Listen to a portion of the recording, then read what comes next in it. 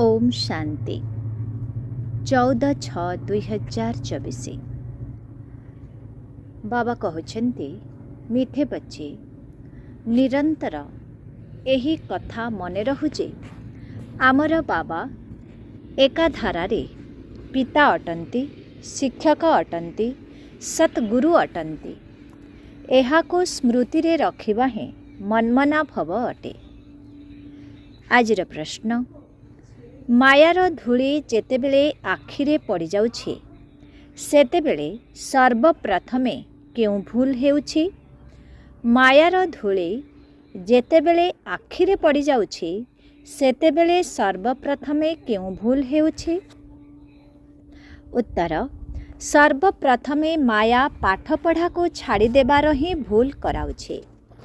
भगवान पाठ पढ़ाउछंती, यही कथा भूली होई जाउछि। बाबांकर संतान होई मध्य बाबांकर पाठ पढ़ा को छाड़ी देउछंती, एहा मध्य आश्चर्यर कथा। नचेत एही ज्ञान एभली अटे जाहाके भितरे भितरे मन सर्वदा नाचिबा कथा। किंतु मायार प्रभाव किछि कम नुहे। सीए पाठ पढ़ा को ही छड़ाई देउछि। अनुपस्थित हेबा अर्थ पाठ पढ़ा को छाड़ी देबा। ओम शांति। आत्मिक पिता आसी आत्मिक संतान मानंकु बुझाउछंती। जेउ माने किछि कम बुझिछंती सेही मानंकु बुझाउछंती। केही केही पुणी बुद्धिवान होई जाउछंती। पिला माने तो जानिछंती एही बाबा तो बहुत चमत्कार अटंती। जदिओ तुमे एठारे बसिछ किंतु मनरे भाबुछ ये आमर बेहदर बाबा मध्य अटंती, बेहदर शिक्षक मध्य अटंती, बेहदर शिक्षा देउछंती। सृष्टिर आदि मध्य अंतर रहस्य को बुझाउछंती। तेबे एभली विचार विद्यार्थी मानंक बुद्धि रे रहिबा दरकार ना। पुणी गुरु रूपरे निश्चित साथी रे नै जिबे। बाबा जानिछंती एहा हेउछि पुरुणा छी छी दुनिया अर्थात पतित दुनिया। एठारु पिला मानंकु नै जिबाकु हेबो। किंतु केउठाकु? घरकु। जेमिति कन्यार विवाह होइगला परे ताकु ससुर घर लोके निज साथी रे नै जाई थांती। एबे तुमे एठारे बसिछ। बाबा बुझाउछंती पिला मानंक मनरे निश्चित आसुथिबो जे एई बाबा आमर बेहदर बाबा मध्य अटंती, बेहदर शिक्षा मध्य देउछंती। तेणु जेते बड़ बाबा सेते बड़ बेहदर शिक्षा मध्य देउछंती। रचनार आदि मध्य अंतर रहस्य मध्य पिला मानंक बुद्धि रे अछि। जानिछंती बाबा एही छी छी दुनियारू आमको घर को फेराई नहीं जिबे। एहाकु मनरे चिंतन करिबा मध्य मनमना भव अटे।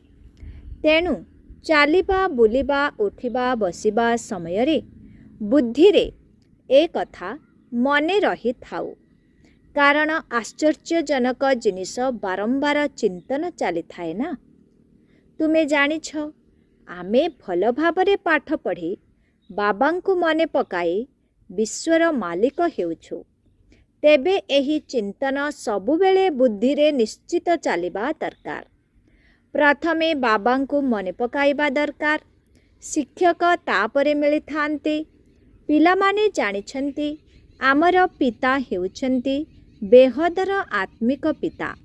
सहजरे मने पकाइबा पई बाबा उपाय मान बताउछंती। कहउछंती केवल मोते मने पकाओ, जहा द्वारा अधाकल्पर विकर्म विनाश होई जिवो। पवित्र हेबा पाई तुमे जन्म जन्मांतर भक्ति जप तप आदि बहुत करिछ। समस्ते मंदिर को जाउछंती, भक्ति करुछंती, भाबुछंती आमे माने परंपरारू भक्ति करी आसुछु। जदि तांकु पचारिब जे शास्त्र केबेठारू शुणुछ तेबे कहिबे परंपरा अनुसारे। मनुष्य मानंकु किछि हेले भी जणा नाही। सत्य जुगरे तो शास्त्र आदि न थाए। तुम मानंको आश्चर्य लागिबा दरकार, कारण बाबांक व्यतीत ए कथा आउ केही बुझाई पारिबे नाही। ये पिता शिक्षक सतगुरु मध्य अटंती। ये तो आमर पिता अटंती। यांकर केही माता पिता नाहांती। केही कहि पारिबे नाही जे शिव बाबा काहार संतान अटंती। ए कथा बुद्धि रे घड़ी घड़ी मने रहिबा ही हेउची मनमना फब। शिक्षक आमको पाठ पढ़ाउछंती, किंतु सीए काहाठारु पढ़ी नाहांती। यांकु केही पढ़ाई नाहांती। सीए तो ज्ञानर सागर, मनुष्य सृष्टिर बीजरूप। सीए चैतन्य होइथिबारु सबु किछि सुनाउछंती। आसी कहुछंती, पिलामाने मु जाहांक शरीर रे प्रवेश करिछि, तांक द्वारा मु तुमको आदिरु आरंभ करी वर्तमान समय पर्यंत सबु रहस्य बुझाउछि। पुणी अंतिम समय पाई तो पछकु कहिबे। सेतेबेले तुमे मध्य जानि जिव जे वर्तमान अंतिम समय आसीगला। पुणी समस्तंकर क्रमानुसारे कर्मातीत अवस्था होई जिव।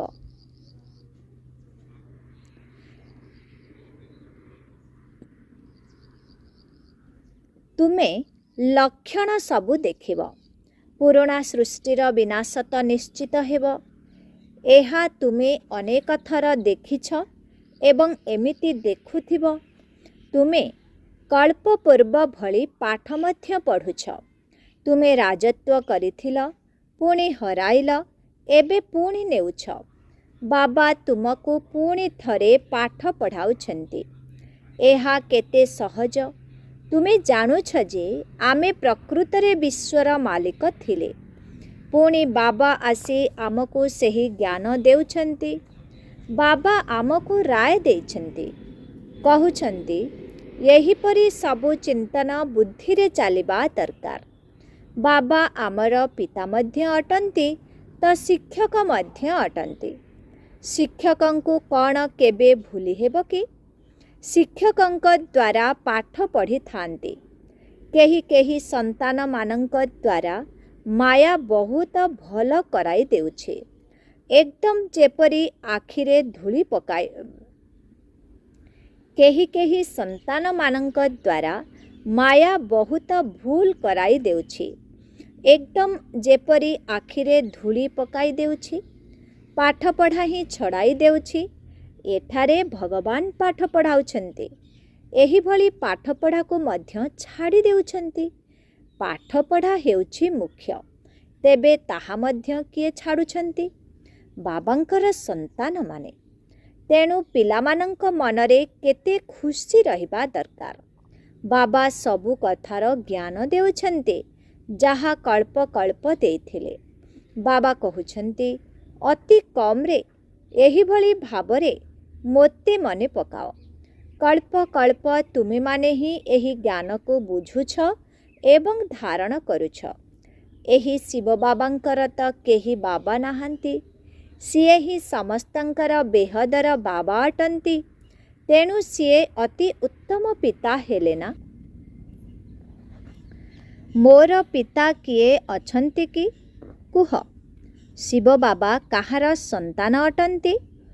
एही पाठपढ़ा मध्य अति उत्कृष्ट अटे, जहाँकि एही संगम जुग व्यतीत आउ केबे केही पढ़ी पारिबो नाही एवं केवल तुमे ब्राह्मण माने ही पढ़ुछ।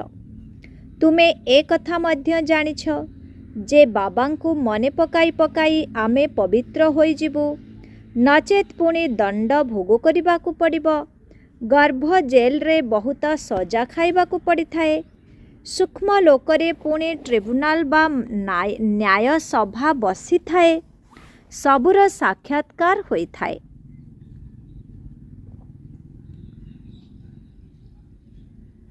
बिना साक्षात्कार रे काहाकु दंड दिया जाई पारिबो नाही।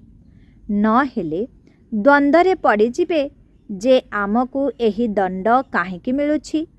बाबांकु तो सबू जଣା थाए जे इए एही पाप करिछि, यही भूल करिछि। सबू साक्षात्कार कराउछन्ति। से समय रे एमिति अनुभव होइथाए कि एते सबू जन्मर दंड मिलुछि, जेपरी सबू जन्मर इज्जत चली जाइछि।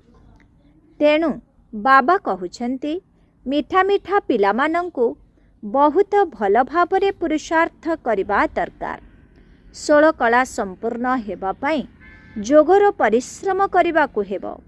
निजकु देखिबाकु हेबो मु काहाकु दुख देई नाही तो। सुखदाता बाबांकर आमे संतान अटुना।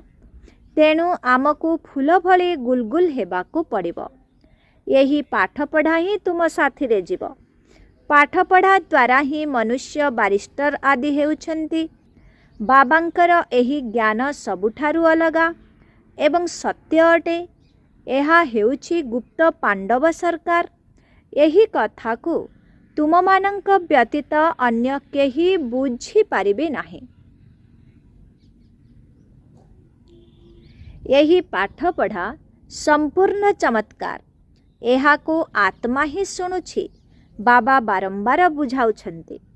कहउछन्ति पाठ पढ़ा को केबे छाड़ीबार नाही, किंतु माया छड़ाई देउछि। बाबा कहउछन्ति एमिति पाठ पढ़ा को केबे भी छाड़ीबा उचित नुहे। बाबांक पाखकु तार रिपोर्ट आसुछि ना। रेजिस्टर रु सबु जना पड़ी जाए ये केते दिन अनुपस्थित रहिले। पाठ पढ़ा छाड़ी देवा द्वारा बाबांकु मध्य भूली जाउछन्ति। वास्तव रे बाबा कौनसी भूली जिबार वस्तु नुहंती। सीए तो आमर विचित्र बाबा अटंती। सीए आमको सबु बुझाउछन्ति। ये जेमिति गोटिए खेल। खेल भावरे काहाको सुनाइले ताहा तुरंत मने पड़ी जाए। खेल भावरे काहाको सुनाइले ताहा तुरंत मने रही जाए ना। ताहा केबे भूली हुए नाही। ये अर्थात ब्रह्मा बाबा मध्य निजर अनुभव सुनाउछन्ति। बाल्य अवस्थारु ही तांकर वैरागी भावना रहुथिला। कहूथिले दुनिया रे बहुत दुख अछि। एबे जदि मो पाखरे 10,000 टंका होई जिवो, ताकु जदि बैंक रे रखिबी तेबे सेथिरु मोते 50 टंका शुद्ध मिलिबो। सेतिकी मो पाई यथेष्ट। स्वतंत्र होई रहिबी। घर द्वार संभालिबा तो भारी कष्टकर। अच्छा थरे गोटिए सिनेमा देखिली। तार नाम थिला सौभाग्य सुंदरी। ताकु देखिबा परे वैराग्य भावना उड़ीगला। तापरे विचार आसिला विवाह करिबी, एमिति करिबी सेमिति करिबी। मायार गोटिए चापुड़ारे सबु कला काया उड़ीगला।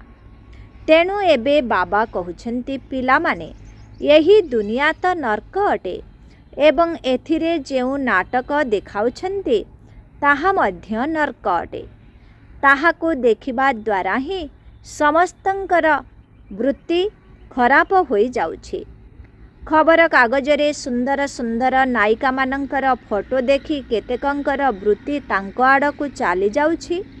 ये बहुत भल सुंदर। एहार तो बुद्धि रे आसी जाउछि ना। वास्तव रे एही भली चिंतन ही चलिबा उचित नुहे। बाबा कहउछन्ति यही दुनिया तो विनाश हेबार अछि। तेणु तुमे आउ सबु भूली केवल मोते मने पकाओ। एभली चित्र सबु काहींकी देखुछ?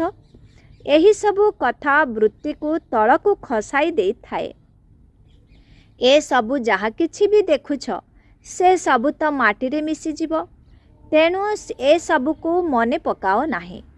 एथिरु ममत्व तुटाई दियो। यही सबु शरीर तो पुरुणा छी छी अर्थात पतित अटे।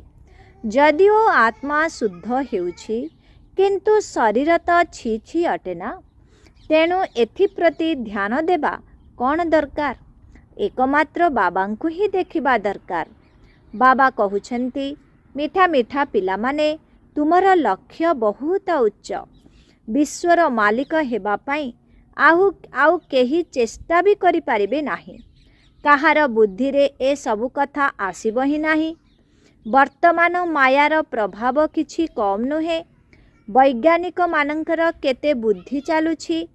ତୁମର ତ ହେଉଛି ଶାନ୍ତିର ଶକ୍ତି। ସମସ୍ତେ ମୁକ୍ତି ଚାହୁଁଛନ୍ତି ନା? ତୁମର ପୁଣି ଲକ୍ଷ୍ୟ ହେଉଛି ଜୀବନ ମୁକ୍ତିର। ଏ କଥା ମଧ୍ୟ ବାବା ବୁଝାଉଛନ୍ତି। ଗୁରୁ ଆଦି ତ କେହି ବି ଏଭଳି ଜ୍ଞାନ ଦେଇପାରିବେ ନାହିଁ। ତୁମକୁ ଗୃହସ୍ଥରେ ରହି ପବିତ୍ର ହେବାକୁ ପଡ଼ିବ, ରାଜତ୍ୱ ନେବାକୁ ପଡ଼ିବ। ଭକ୍ତିରେ ତ ବହୁତ ସମୟ ନଷ୍ଟ କରିଛ। ଏବେ ତୁମେ ବୁଝିପାରୁଛ ଆମେ କେତେ ଭୁଲ କରିଛୁ। ଭୁଲ କରି କରି ଏକଦମ ଅଜ୍ଞାନୀ, ବିଲକୁଲ ହିଁ ପଥର ବୁଦ୍ଧି ହୋଇଯାଇଛୁ। ମନରେ ଆସୁଛି ଯେ ଏହି ଜ୍ଞାନ ତ ଅତି ଉତ୍କୃଷ୍ଟ ଅଟେ, ଯାହାଦ୍ୱାରା ଆମେ କ'ଣରୁ କ'ଣ ହୋଇଯାଇଛୁ, ପଥର ବୁଦ୍ଧିରୁ ପାରସ ବୁଦ୍ଧି ହୋଇଯାଇଛୁ। ତେଣୁ ତୁମର ଖୁସିର ପାରଦ ମଧ୍ୟ ଚଢ଼ୁଛି ଯେ ଆମର ବାବା ହେଉଛନ୍ତି ବେହଦର ବାବା। ତାଙ୍କର କେହି ବାବା ନାହାନ୍ତି। ସିଏ ଶିକ୍ଷକ ବି ଅଟନ୍ତି, କିନ୍ତୁ ତାଙ୍କର କେହି ଶିକ୍ଷକ ନାହାନ୍ତି। ତେବେ କହୁଛନ୍ତି ସିଏ କେଉଁଠାରୁ ଶିଖିଲେ? ଆଶ୍ଚର୍ଯ୍ୟ ହେବେ ନା। ବହୁତ ଲୋକ ଭାବୁଛନ୍ତି ଇଏ ତ କୌଣସି ଗୁରୁଙ୍କ ଠାରୁ ଶିଖିଛନ୍ତି। ତେବେ ସେହି ଗୁରୁଙ୍କର ଆହୁରି ମଧ୍ୟ ଶିଷ୍ୟ ଥିବେ ନା? କ'ଣ ଜଣେ ଶିଷ୍ୟ ଥିଲେ କି? ଗୁରୁଙ୍କର ତ ଅନେକ ଶିଷ୍ୟ ଥାଆନ୍ତି। ଆଗା ଖାଁଙ୍କର ଦେଖ କେତେ ଶିଷ୍ୟ ଅଛନ୍ତି। ଗୁରୁମାନଙ୍କ ପ୍ରତି ମନରେ କେତେ ସମ୍ମାନ ରହିଥାଏ। ତାଙ୍କୁ ହୀରାରେ ଓଜନ କରୁଥିଲେ। ତେବେ ତୁମେ ଏଭଳି ସତ୍ଗୁରୁଙ୍କୁ କେଉଁଥିରେ ଓଜନ କରିବ? ଇଏ ତ ବେହଦର ସତ୍ଗୁରୁ ଅଟନ୍ତି। ୟାଙ୍କର ଓଜନ କେତେ? ଗୋଟିଏ ଛୋଟ ହୀରା ମଧ୍ୟ ପକାଇ ପାରିବ ନାହିଁ। ତୁମେମାନେ ଏହିଭଳି କଥା ସବୁ ବିଚାର କରିବା ଦରକାର। ଏହା ତ ଗୁହ୍ୟ କଥା ଅଟେ। ଯଦିଓ ସମସ୍ତେ ହେ ଈଶ୍ୱର ବୋଲି କହୁଛନ୍ତି, କିନ୍ତୁ ଏ କଥା କ'ଣ ଜାଣିଛନ୍ତି କି ସିଏ ପିତା, ଶିକ୍ଷକ ଏବଂ ଗୁରୁ ମଧ୍ୟ ଅଟନ୍ତି? ସିଏ ତ ସାଧାରଣ ରୂପ ନେଇଛନ୍ତି। ବାବା ଆସନ ଉପରେ ଏଇଥିପାଇଁ ବସୁଛନ୍ତି କି ଯେପରି ସିଏ ସମସ୍ତଙ୍କର ଚେହେରା ଦେଖିପାରିବେ। ପିଲାମାନଙ୍କ ପ୍ରତି ସ୍ନେହ ତ ରହିଛି ନା? ନଚେତ୍ ଏହି ସହଯୋଗୀ ସନ୍ତାନମାନଙ୍କ ବିନା ସ୍ୱର୍ଗର ସ୍ଥାପନା କିପରି କରିବେ? ତେଣୁ ଅଧିକ ସହଯୋଗ କରୁଥିବା ପିଲାମାନଙ୍କୁ ବାବା ନିଶ୍ଚିତ ଅଧିକ ସ୍ନେହ କରିବେ। ଅଧିକ ରୋଜଗାର କରୁଥିବା ସନ୍ତାନ ଯଦି ଭଲ ସ୍ୱଭାବର ହୋଇଥିବ, ତେବେ ନିଶ୍ଚିତ ଉଚ୍ଚରୁ ଉଚ୍ଚ ପଦ ପ୍ରାପ୍ତ କରିବ। ତା ପ୍ରତି ଅଧିକ ସ୍ନେହ ମଧ୍ୟ ଆସିଥାଏ ନା? ବାବା ପିଲାମାନଙ୍କୁ ଦେଖି ହର୍ଷିତ ହେଉଛନ୍ତି। ଆତ୍ମା ବହୁତ ଖୁସି ହୋଇଥାଏ। ମୁଁ କଳ୍ପ କଳ୍ପ ପିଲାମାନଙ୍କୁ ଦେଖି ଦେଖି ଖୁସି ହୋଇଥାଏ। ପ୍ରତି କଳ୍ପରେ ପିଲାମାନେ ହିଁ ସହଯୋଗୀ ହୋଇଥାନ୍ତି ଏବଂ ସେହିମାନେ ମୋର ବହୁତ ସ୍ନେହୀ ଲାଗୁଛନ୍ତି। ତାଙ୍କ ସହିତ ମୋର କଳ୍ପ କଳ୍ପାନ୍ତରର ସ୍ନେହ ଯୋଡ଼ି ହୋଇଯାଉଛି। ବାବା କହୁଛନ୍ତି, ତେଣୁ ଯଦିଓ କେଉଁଠାରେ ବି ବସିଥାଅ, କିନ୍ତୁ ବୁଦ୍ଧିରେ କେବଳ ବାବା ହିଁ ମନେ ରହିଥାନ୍ତୁ। ଇଏ ଆମର ବେହଦର ବାବା ଅଟନ୍ତି। ୟାଙ୍କର କେହି ପିତା ନାହାନ୍ତି କି ଶିକ୍ଷକ ମଧ୍ୟ ନାହାନ୍ତି। ନିଜେ ହିଁ ସବୁକିଛି ଅଟନ୍ତି, ଯାହାଙ୍କୁ ସମସ୍ତେ ମନେ ପକାଉଛନ୍ତି। ସତ୍ୟ ଯୁଗରେ ତ ତାଙ୍କୁ କେହି ମନେ ପକାଇବେ ନାହିଁ। 21 ଜନ୍ମ ପାଇଁ ବେଡ଼ା ପାରି ହୋଇଯାଉଛି ତ ତୁମର କେତେ ଖୁସି ରହିବା ଦରକାର। ବାସ୍ ସାରା ଦିନ ବାବାଙ୍କର ସେବା କରିବୁ। ଏଭଳି ବାବାଙ୍କର ପରିଚୟ ସମସ୍ତଙ୍କୁ ଦେବୁ। ବାବାଙ୍କ ଠାରୁ ହିଁ ଏହି ସତ୍ୟଯୁଗୀ ସମ୍ପତ୍ତି ମିଳୁଛି। ବାବା ଆମକୁ ରାଜଯୋଗ ଶିଖାଉଛନ୍ତି, ଆଉ ପୁଣି ସମସ୍ତଙ୍କୁ ସାଥିରେ ମଧ୍ୟ ନେଇଯାଉଛନ୍ତି।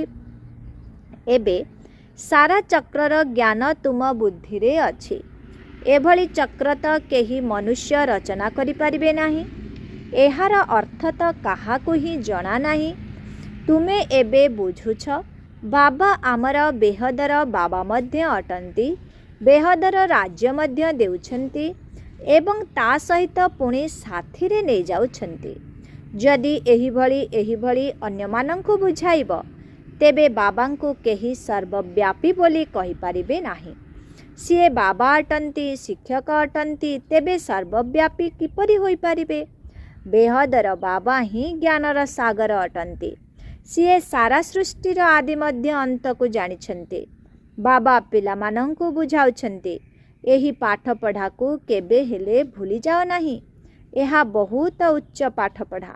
बाबा परम पिता अटंती, परम शिक्षक अटंती एवं परम गुरु मध्य अटंती। सी दुनिया रे थिबा गुरुमानंकु मध्य साथीरे नहीं जिबे। समस्तंकु एही भली विचित्र कथा सबु सुनाइबा दरकार। सेमानंकु कुह एहा हेउछि बेहदर खेल। एठारे प्रत्येक अभिनेता मानंकु निज निजर पाठ मिलिछि। बेहद बाबांक ठारू आमे आत्मा माने बेहदर राजत्व नेउछु। आमे माने ही स्वर्गर मालिक थिले।